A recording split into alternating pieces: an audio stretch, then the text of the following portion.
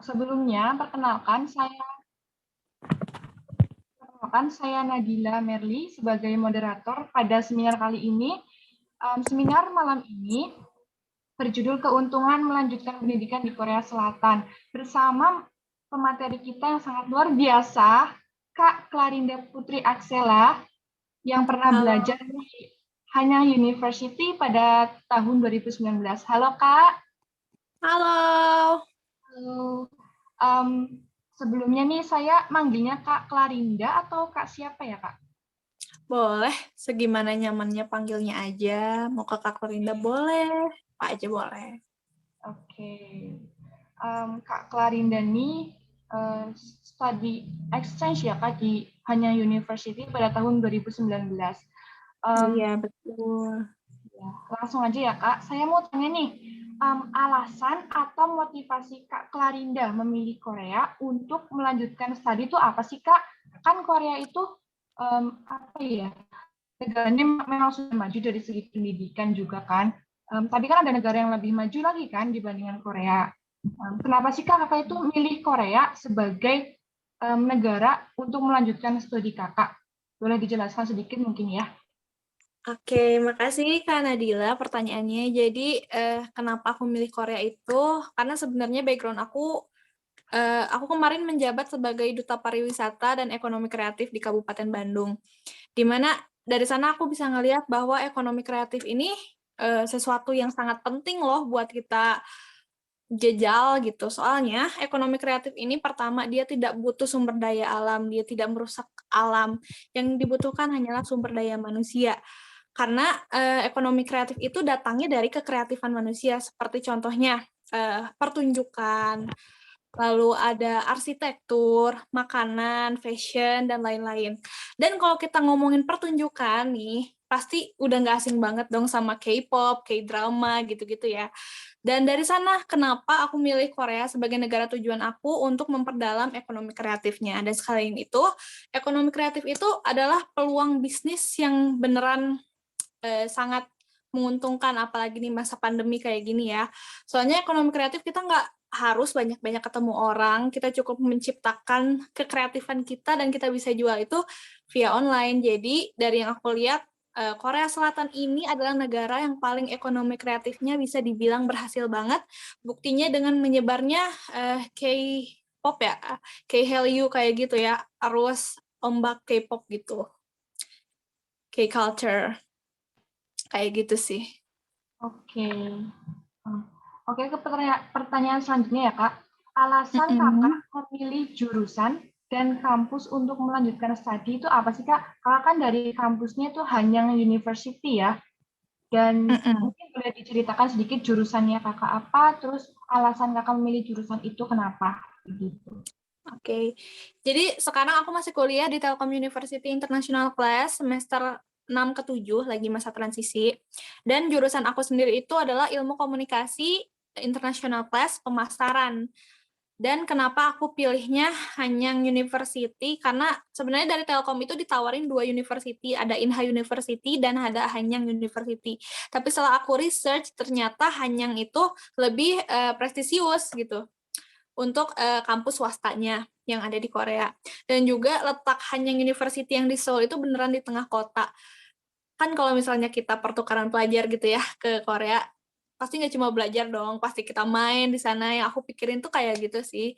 Dan juga karena Hanyang International Winter School itu dia lebih kayak ke short course program. Jadi bukan full pertukaran pelajar gitu. Di sana kayak semester pendek dan itu pesertanya berasal dari seluruh dunia. Jadi kita nggak cuma bergaul sama orang Korea aja di sana, tapi ada juga orang China, ada orang Eropa juga ada waktu itu, dan orang Australia juga ada. Dan kebetulan waktu itu belum ada COVID-19, jadi masih aman banget. Oke, tadi Kak Klarin ini kan menyebutkan tentang pertukaran pelajar itu ya.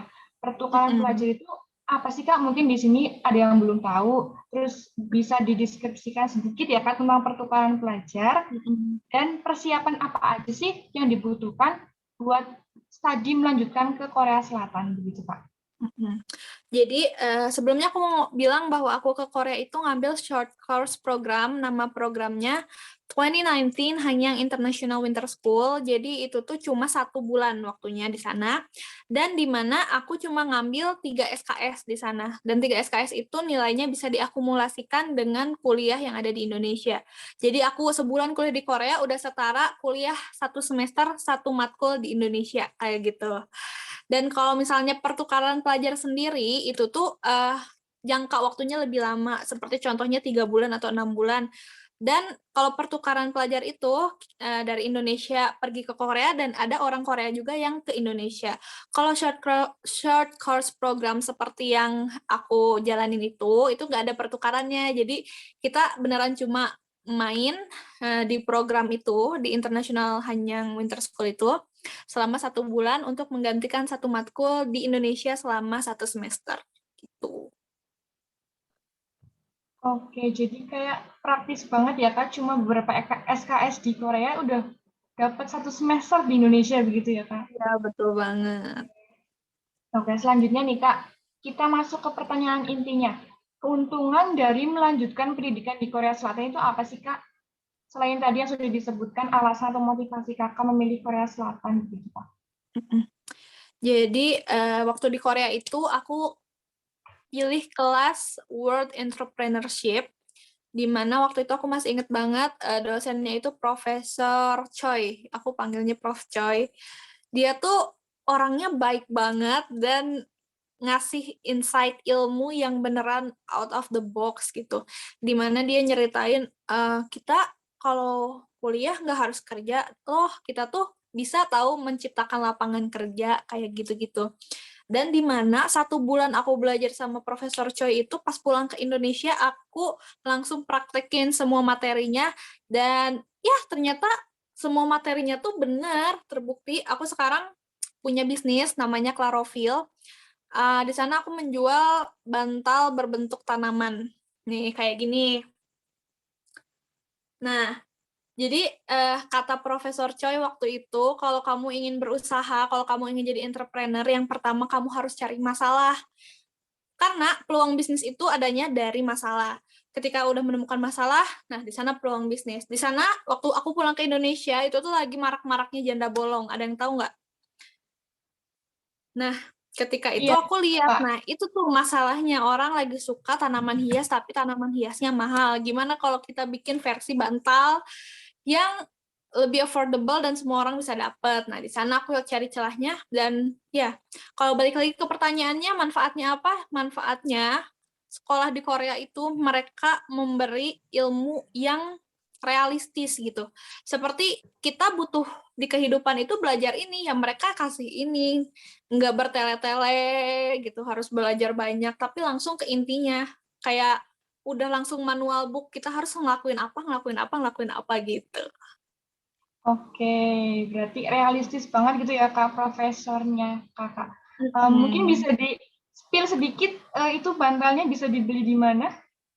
Bisa di Instagramnya di @clarofil, KLAROFIL, Clarofil. Oke. Oke, ditunggu pembelinya ya teman-teman. Oke. Oke, kita ke pertanyaan selanjutnya Kak. Tips dan trik jika ingin melanjutkan pendidikan di Korea Selatan, mungkin Kakak bisa menjelaskan tips dan triknya itu gimana sih? Mungkin teman-teman di sini tuh ada yang pengen melanjutkan kuliah atau sekolah nih di Korea Selatan. Gimana sih biar bisa apa ya kayak jadi mahasiswa di sana tuh gimana sih Kak? Mungkin bisa dijelaskan sedikit ya Kak? Oke. Jadi kalau misalnya kamu ingin full kuliah di Korea itu, setahu aku, jadi dia nambah 1 tahun gitu loh. Kalau misalnya masa studinya 3 tahun setengah, berarti total jadi 4 tahun setengah. Karena 1 tahun pertama itu kita akan kuliah bahasa Korea di sana. Tapi kalau misalnya ada yang udah kuliah di Indonesia tapi pengen coba, bisa dicoba short course kayak aku, bisa dilihat di websitenya. Misalnya aku lihatnya di website Hanyang International Winter School. Atau ya kalian harus cari detail banget tentang kampus-kampus yang membuka program-program dari mahasiswa luar negeri. Tentunya setelah COVID selesai ya, kita berdoa bareng-bareng aja biar COVID-nya cepat selesai. Tapi ikuti Instagram kampusnya, ikuti website kampusnya. Jangan ketinggalan info, itu intinya. Karena kalau ketinggalan info ya udah kita nunggu tahun depan gitu ya kalau program-program kayak gini. Itu sih persiapan untuk dari kampusnya. Terus untuk persiapan perginya nih ya, dari pengalaman pribadi aku, bawa beras. Bawa beras dari rumah, dari Indonesia. Terus bawa makanan keringan, kayak misalnya rendang kering, dendeng kering, abon. Bawa aja, percayalah bawa itu tuh butuh banget. Karena kita nggak, apalagi aku waktu itu winter ya. Winter kan bawaannya lapar gitu ya. Emang makanan di Korea itu nggak semuanya mahal, cuma kalau misalnya kita bisa makan sehari sekali aja dan sarapan sama makan malamnya di rumah, itu udah bisa menghemat banget. Dan uangnya daripada dipakai makan, mending dipakai beli skincare kalau di Korea ya kan. Jadi itu penting banget. Terus selanjutnya jangan lupa download aplikasi itu Subway. Kalau aku waktu itu pakai Line Maps gitu ya, Line Maps atau Kakao Maps gitu. Karena Google Maps tidak berlaku di Korea, guys. Google Maps nggak connect gitu kalau di Korea. Jadi di sana pakainya Line Maps atau Kakao Maps gitu. Terus juga jangan takut jalan-jalan di Korea, tepatnya di kota Seoul, karena itu tuh gampang banget, mau kemana-mana gampang banget. Subway-nya setiap 3 menit sekali dateng gitu. Kayak nggak usah takut nyasar, karena ada Line Maps atau Kakao Maps itu. Tapi juga jangan main keluyuran malam, karena Subway itu cuma sampai jam 11 malam. Kalau kita keluyuran sampai lebih dari jam 11 malam, otomatis pulang harus naik taksi dan itu mahal banget. Taksi di Korea mahal banget, beneran. Terus apa ya? Optimalkanlah waktu yang ada di sana, karena sebenarnya sebulan tuh nggak cukup buat explore kota Seoul kalau menurut aku ya. Ya gitu sih. Kira-kira ada pertanyaan gak nih? Buat apa sih tentang pengalaman aku selama jadi mahasiswa di Hanyang? Oke, nanti kita buka pertanyaannya ya di sesi berikutnya. Kita lanjutin dulu pertanyaan dari komunitas kita. Yang tadi itu lengkap sekali loh, Kak. Lengkap sekali sih menurut saya. Oke, selanjutnya ya, Kak. Kakak boleh sharing sedikit pengalaman mungkin gimana sih kehidupan sebagai mahasiswi Indonesia yang berkuliah di Korea? Pasti kan beda banget ya dari misalnya kebudayaannya, pasti beda sekali. Dari musimnya juga beda. Mungkin bisa diceritakan, Kak?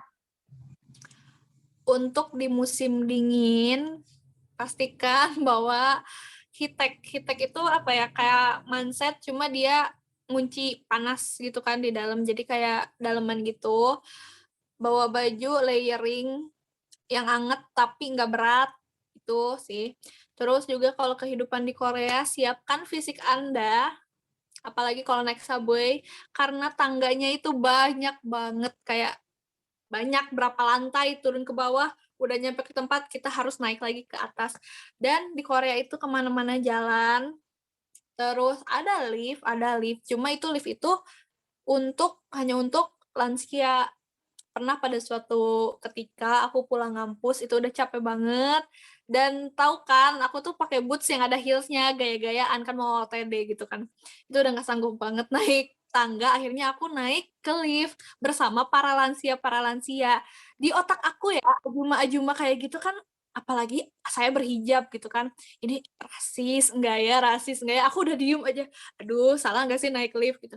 Tapi ternyata enggak, si Ajuma itu malah nanya, "Kamu dari mana? Mata kamu bagus banget. Mata kamu ada kelopaknya, bagus banget." Katanya, "Yepo, yepo," gitu. Oh, ternyata enggak rasis. Aku nggak tahu sih ya. Mungkin karena aku cuma sebulan di sana, jadi aku nggak, apa ya, nggak menemukan ada yang rasis sama aku karena aku memakai hijab. Entah karena aku emang berkeliaran di lokasi-lokasi yang turis friendly, aku nggak paham. Cuma waktu itu aku tuh kosnya ada di distrik Sodemun. Distrik Sodemun itu bukan distrik turis, tapi orang-orang di sana ramah kok sama aku gitu ya.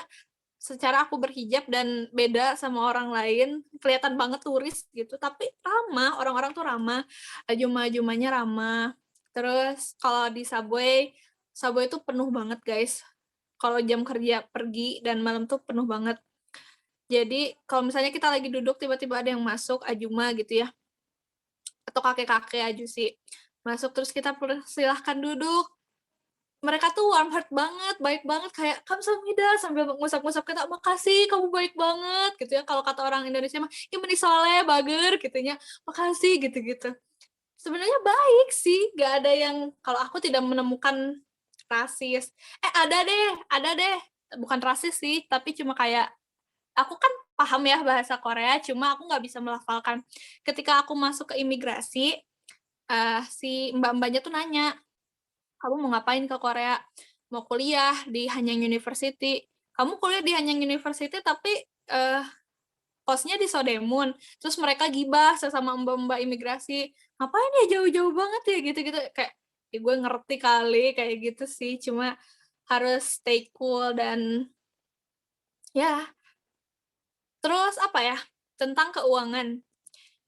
Untuk kartu ATM, jangan lupa bawa kartu ATM yang Visa. Karena waktu itu aku udah nyiapin kartu, apa sih, bank Shinhan Bank. Shinhan Bank itu kan asalnya dari Korea, aku udah nyiapin bikin rekening Shinhan Bank dari Indonesia, tapi ketika ke Korea, kartu aku nggak bisa digunakan. Tebak apa kartu yang bisa aku gunakan? Aku bukan promosi ya, aku pakai Jenius dan cuma Jenius yang bisa aku gunakan. Beneran, jadi siapin kartu ATM jangan sampai udah nyiapin kartu tapi ternyata nggak bisa digunakan di sana. Gitu sih. Iya, wah, bagus banget ya. Oke, Kak. Kita bisa buka sesi pertanyaan selanjutnya ya, Kak. Sementara Boleh. itu, Kak Klarinda bisa istirahat sebentar ya, Kak. Sebentar mungkin ya, sekitar 10 menit sampai 15 menit. Oke. Kita tunggu pertanyaan dari teman-teman ya di kolom komentar Zoom. Silakan ya yang mau bertanya. Seputar keuntungan melanjutkan pendidikan di Korea Selatan ya, teman-teman. Terima kasih.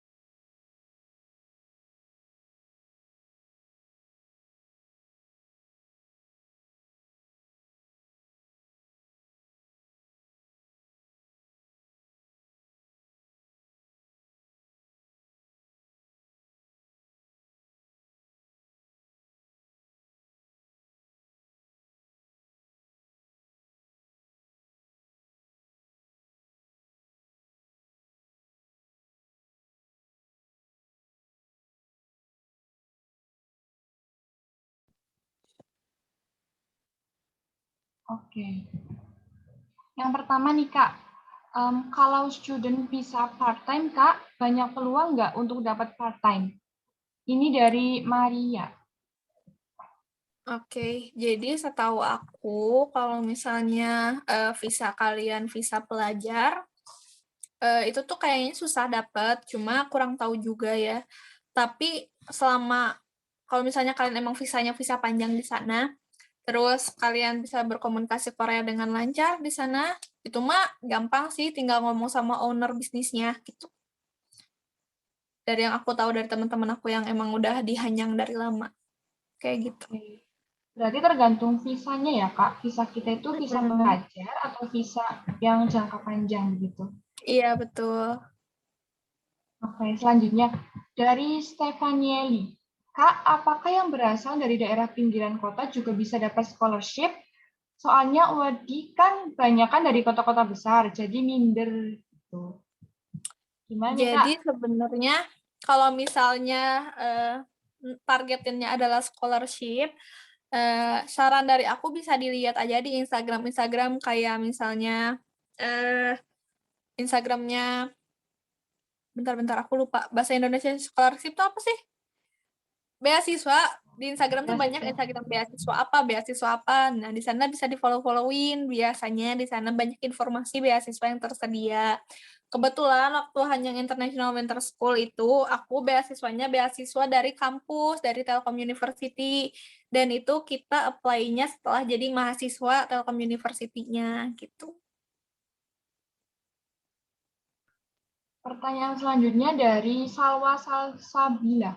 Dilihat dari Kak Clarida sendiri, apa kelebihan Korea yang jarang diketahui oleh orang lain nih Kak? Selain tadi alasan Kakak ini berkuliah atau melanjutkan studi nih di Korea Selatan. Yang jarang di orang ketahui itu apa sih Kak? Biasanya kan orang-orang kan taunya kayak K-pop atau K-drama gitu. Mungkin ada sisi lainnya Korea yang benar-benar belum diketahui banyak orang gitu Kak. Orang-orang di Korea itu dia komitmen dan fokus sama apa yang dia jalanin. Jadi kalau misalnya passion dia di satu pelajaran, ya dia akan komit di pelajaran itu. Bahkan kalau misalnya passion dia di bidang tari, ya itu komit. Aku di Korea tuh ada satu SKS, aku K-pop dance class. Dan itu tuh pengajarnya beneran profesor, bukan pelatih. Jadi ya seserius itu orang Korea menganggap passion itu penting tuh, itu sih kalau kata aku.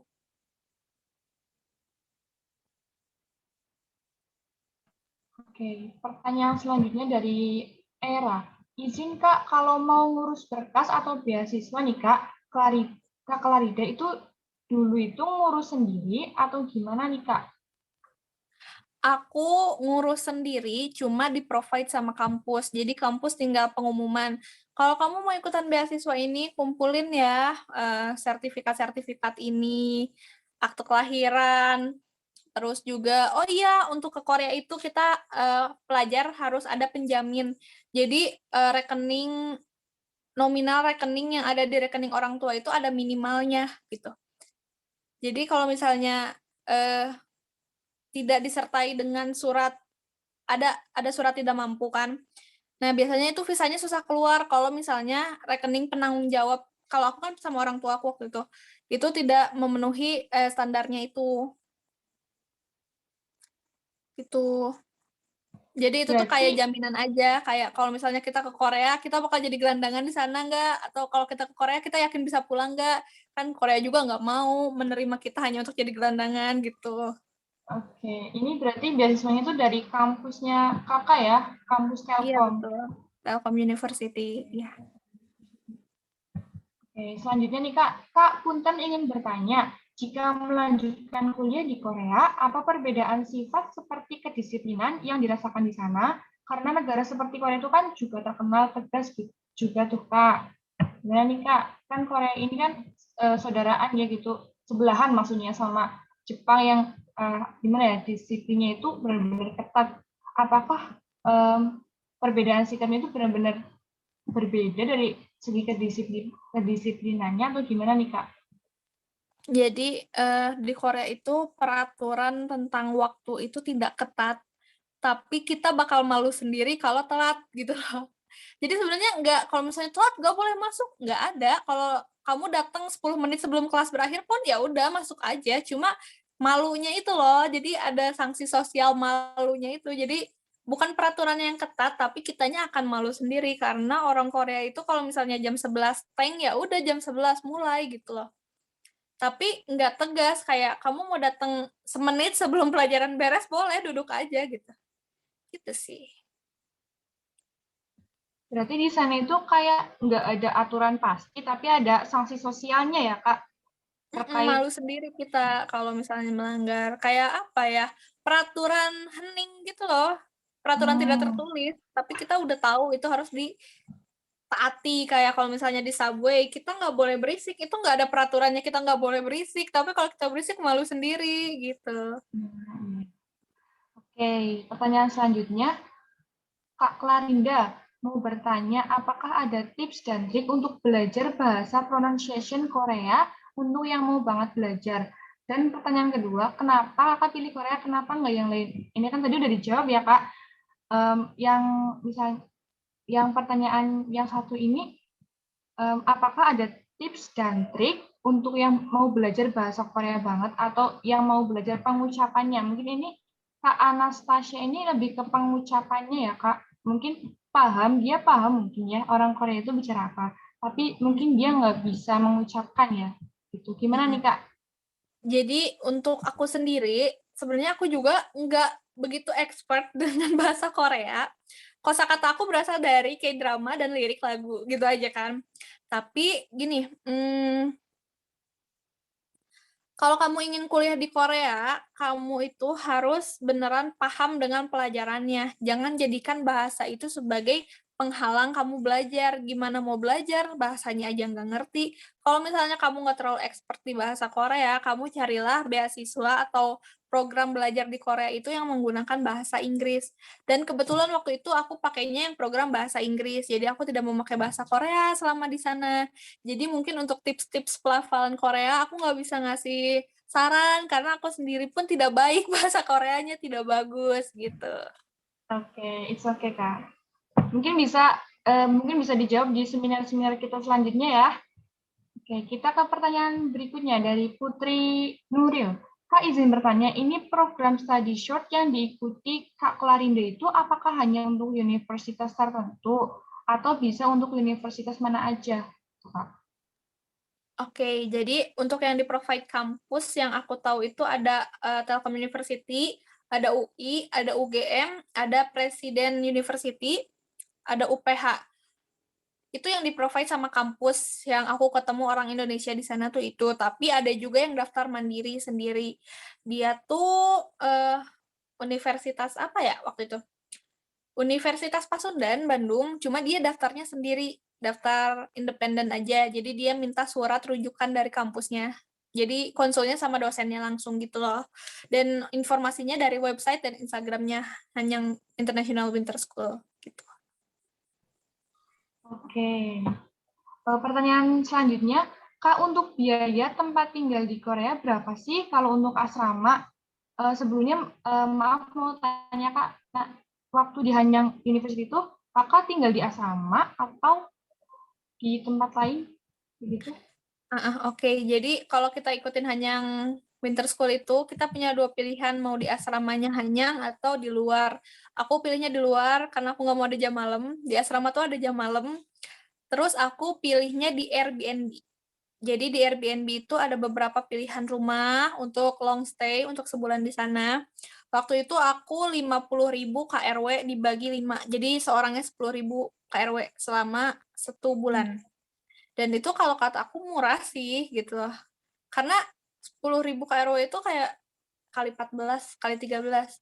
Karena kan dibagi 5 gitu, jadi nggak kerasa. Dan pastinya harus cari temen sih, karena kalau misalnya cari tempat tinggal sendiri itu kayak berat. Oke. Yang 5 orang itu dari kampusnya Kakak atau? Iya betul, dari kampusnya aku. Karena kan aku milih tinggal di luar, jadi nggak ada aturan untuk disekamarkan dengan siapa. Kalau di asrama itu kita ada aturan begitu. Cuma di asrama itu biayanya lebih murah juga. Oke, kita masuk ke pertanyaan yang terakhir ya Kak. Izin bertanya Kak, apa ada tips dan trik supaya memilih jurusan, supaya tidak berpikir salah jurusan? Kan banyak nih anak-anak yang baru masuk kampus atau masuk universitas itu berasa salah jurusan gitu ya, Kak. Boleh bebas memilih atau sesuai jurusan yang kita ambil saat di Indonesia. Terima kasih, Kak. Mungkin bisa dikasih tips dan triknya supaya nggak merasa salah jurusan gitu, Kak. Ini milih salah jurusan ketika di Koreanya atau di Indonesia? Di Korea. Di Korea. Jadi untuk jurusan begitu ke Korea itu aku dapat list mata kuliah yang sesuai sama mata kuliah aku di Indonesia. Misalnya di Indonesia aku ada mata kuliah entrepreneur, wah di Korea juga ada, berarti aku ambil entrepreneur ini di Korea, tidak ambil di Indonesia. Jadi disesuaikan sama mata kuliah yang kamu akan ambil di Indonesia. Kan kalau kuliah itu kita ada list SKS, ada matkul apa aja. Nah, disamainnya tuh di sana.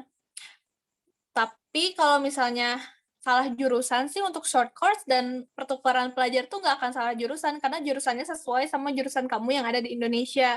Kecuali kalau kamu memang mahasiswa baru universitas yang ada di Korea, itu harus milih jurusannya benar-benar gitu. Karena itu nggak ngikut jurusan kita di Indonesia kan. Gitu.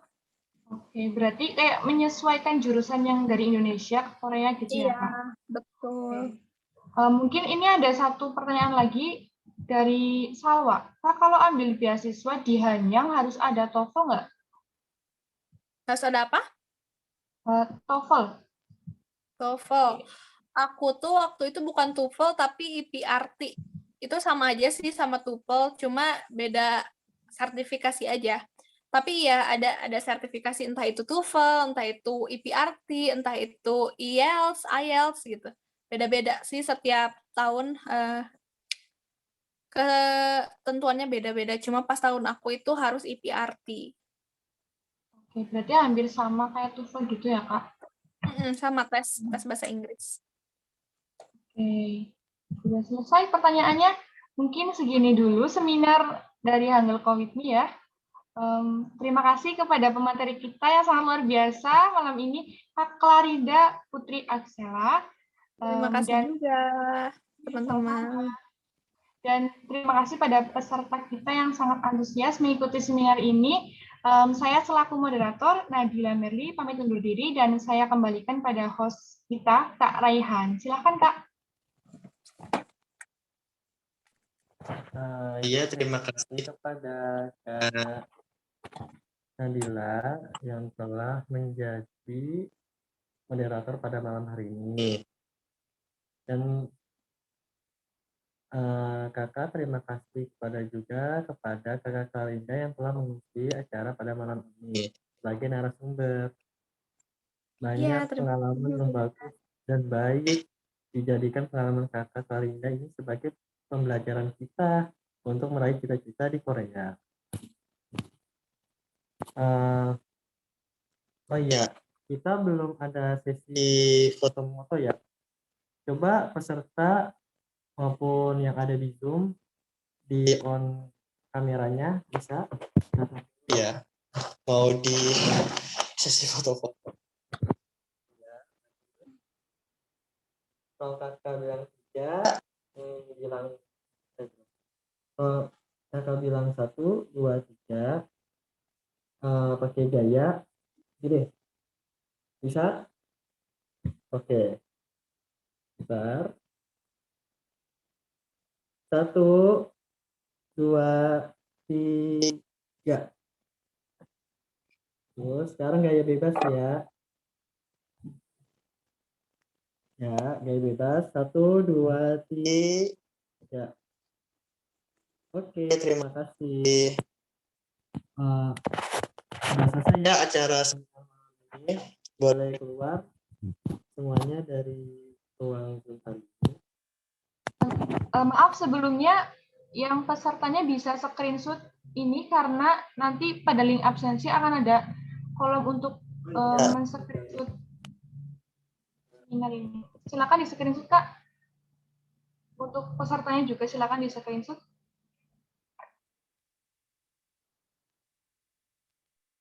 Oh iya, kakak lupa kasih tahu sebelum tutup Zoom hari ini ada absensi formulir. Bentar ya.